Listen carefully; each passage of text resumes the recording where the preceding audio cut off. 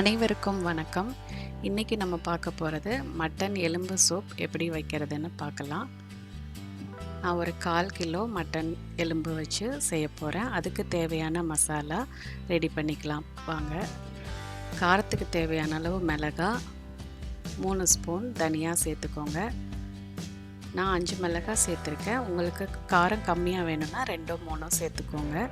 அது கூட 1 ஸ்பூன் சீரகம், 1 ஸ்பூன் சோம்பு, ஒரு 1/2 ஸ்பூன் மிளகு, 1 ஸ்பூன் கசகசா சேர்த்து நல்லா வாசனை வர அளவுக்கு நல்லா வறுத்துக்கோங்க. இந்த சூப்பு தனியாகவும் குடிக்கலாம், சாதத்தோடு சேர்த்து சாப்பிடவும் நல்லா இருக்கும். உங்களுக்கு காரம் கம்மியாக போகுதுன்னா 2 மிளகாய் போட்டால் போதும். 2-3 மிளகாய் போட்டுக்கோங்க.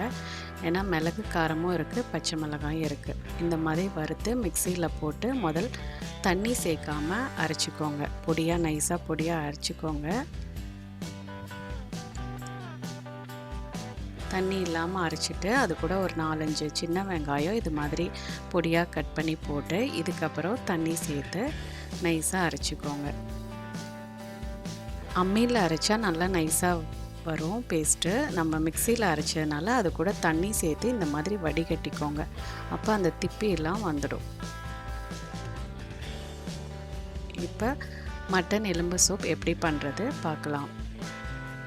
குக்கரில் தேவையான எண்ணெய் ஊற்றி பிரியாணி இலை, கிராம்பு, ஒரு பட்டை, மராத்தி மொக்கு 1, கல்பாசி,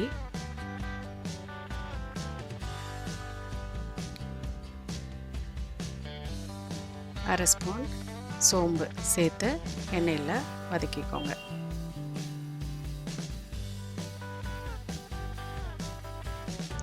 ஒரு 10-15 சின்ன வெங்காயத்தை இந்த மாதிரி நீல வாக்கில் கட் பண்ணி அதையும் எண்ணெயில் போட்டு நல்லா வதக்கிக்கோங்க.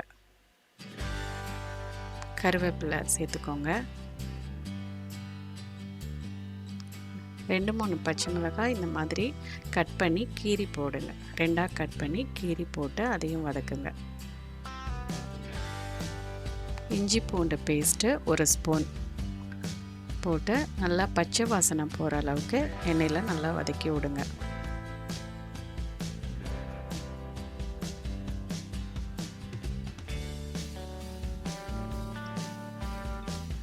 நல்லா வதக்கின பிறகு 2 தக்காளி இது மாதிரி பொடியாக கட் பண்ணி அதையும் அதோடு சேர்த்து நல்லா வதக்குங்க. தக்காளி வதங்கிறதுக்கு கொஞ்சம் உப்பு போட்டுக்கோங்க. உப்பு சேர்த்து நல்லா வெங்காயம் தக்காளி எல்லாம் நல்லா வதங்குற மாதிரி அது நல்லா கிண்டி விடுங்க.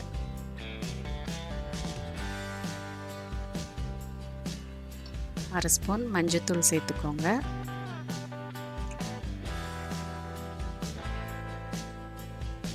மஞ்சத்தூள் சேர்த்து எல்லாம் நல்லா வதங்குற மாதிரி நல்லா கிண்டி விடுங்க.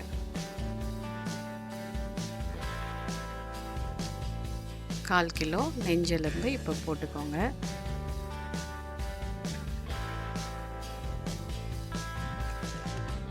நெஞ்செலும்பு சிலர் மார்க்கண்டன்னு சொல்லுவாங்க, மட்டனோட எலும்பு. அது போட்டு நல்லா எண்ணெயில் இந்த மாதிரி வதக்கிக்கோங்க. கொஞ்சம் கொழுப்பு கேட்டு வாங்கிக்கோங்க. சூப்பில் கொஞ்சம் கொழுப்பு சேர்த்து பண்ணினா நல்லாயிருக்கும். அதனால் எலும்பு வாங்கும்போது கொஞ்சம் கொழுப்பு சேர்த்து வாங்கிக்கோங்க. வாங்கிட்டு இந்த மாதிரி எண்ணெயில் நல்லா கிண்டி விடுங்க.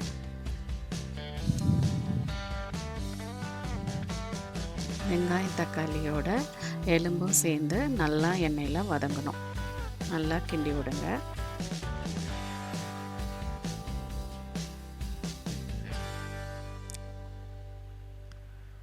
இது சின்ன பசங்களும் விரும்பி சாப்பிடுவாங்க, எல்லாரும் சாப்பிட்லாம், நல்லா டேஸ்ட்டாக இருக்கும். எலும்பு போட்டு நல்லா வதக்கி விட்டதுக்கப்புறம் ஒரு 5 நிமிஷம் அதை நல்லா வேக விடுங்க. சும்மா மூடி வச்சு 5 நிமிஷம் நல்லா வேக விடுங்க. அந்த எண்ணெயில் நல்லா எலும்பு வேகணும், மட்டன் வேகணும். நல்லா வதங்கின அப்புறம் நம்ம எடுத்து வச்சுருக்க அந்த மசாலா தண்ணியை இந்த டைமில் சேர்த்துக்கலாம். நம்ம அம்மியில் அரைச்சா அந்த பேஸ்ட்டை அப்படியே சேர்த்துக்கலாம். மிக்சியில் அரைச்சதுனால நான் வடிகட்டி வச்சுருக்கேன் அந்த தண்ணியை இப்போ அதோடு சேர்த்து நல்லா மிக்ஸ் பண்ணி விடலாம். இந்த சூப் கொஞ்சம் தண்ணியாக தான் இருக்கும். அதனால் தேவையான அளவு தண்ணியை இன்னும் கொஞ்சம் தேவைன்னா இன்னும் கொஞ்சம் ஆட் பண்ணிக்கலாம். இது சாதத்தில் சாப்பிடும்போது நல்லா ரசம் மாதிரி தாராளமாக ஊற்றி சாப்பிட்லாம்.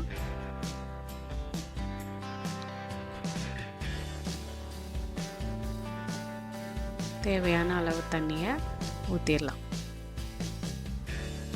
ஊற்றி நல்லா மிக்ஸ் பண்ணி விடுங்க.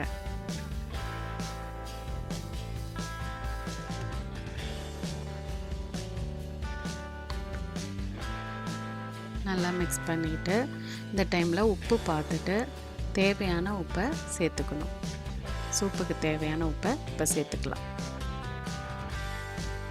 சேர்த்துட்டு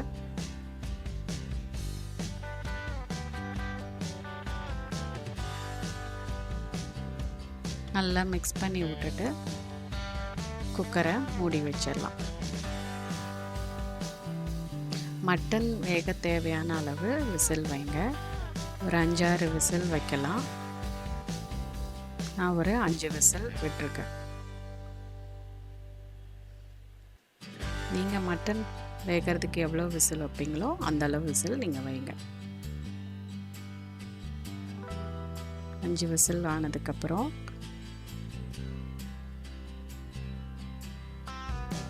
மட்டன் சூப் ரெடி ஆயிடுச்சு. இது சாதத்தோடையும் சாப்பிட்லாம், தனியாகவும் குடிக்கலாம். மட்டன் எலும்பு சூப் ரெடி. நீங்களும் ட்ரை பண்ணி பாருங்கள். தேங்க்யூ.